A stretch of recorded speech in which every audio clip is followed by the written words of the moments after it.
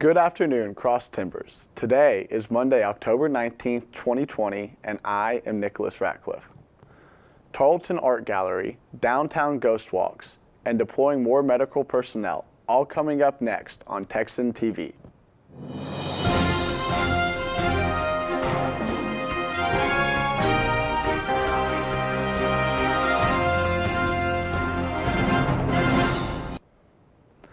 In campus news, the Fine Arts Department is hosting the Society for Photographic Education South Central Chapter Student Exhibition in the Clyde H. Wells Gallery of Art through October 25th and is free for everyone.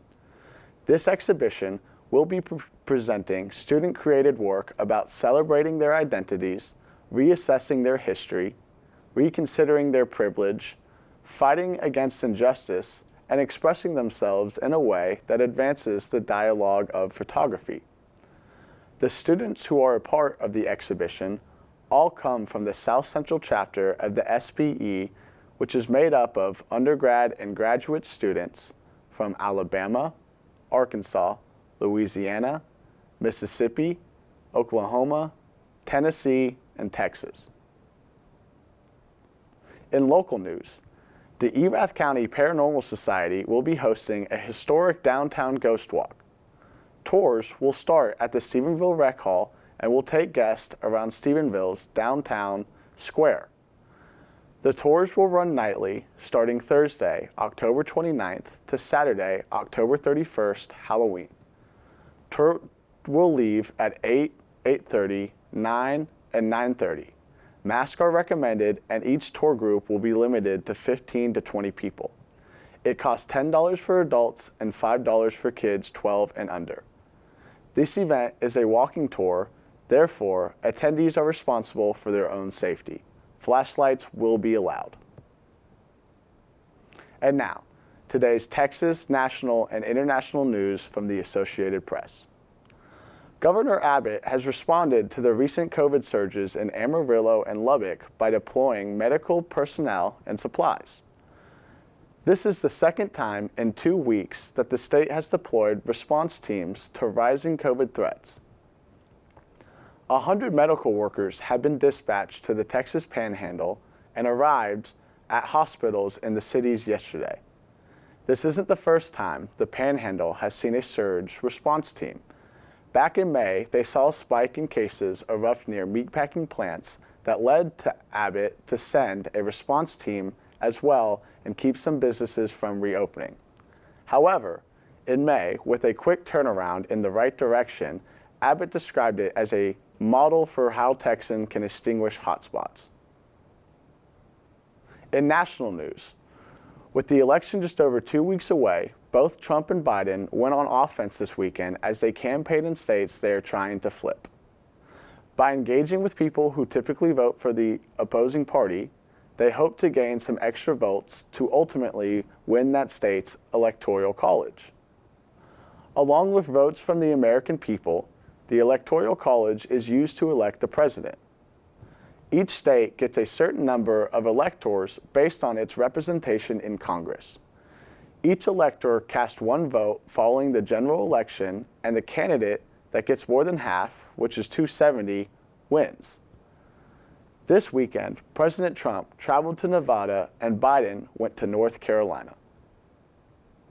In international news, China's economy has risen 4.9% as it continues to recover from the coronavirus pandemic since the outbreak last December. China, being the world's second largest economy, is the first major economy to recover and return to growth after they declared that the disease was under control in March, and the country began reopening factories, shops, and offices. Authorities have also lifted restrictions on travel and business. For more of today's national and international news, we turn to the AP News Minute. This is AP News Minute. Any new coronavirus relief package will now have to wait until after Election Day. Congress has now passed the point when it can deliver a new aid package before the election, while Democrats, Republicans, and the White House have serious disagreements. Coronavirus rates are rising quickly in El Paso, Texas, where people in cars waited in long lines for tests.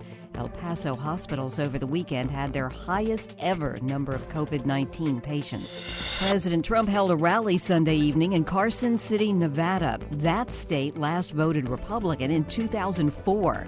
Democrat Joe Biden campaigned in Durham, North Carolina.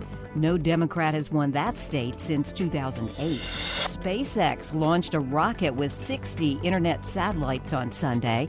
The company tweeted that the satellites will bring internet broadband access to areas where it has been unreliable, expensive, or unavailable.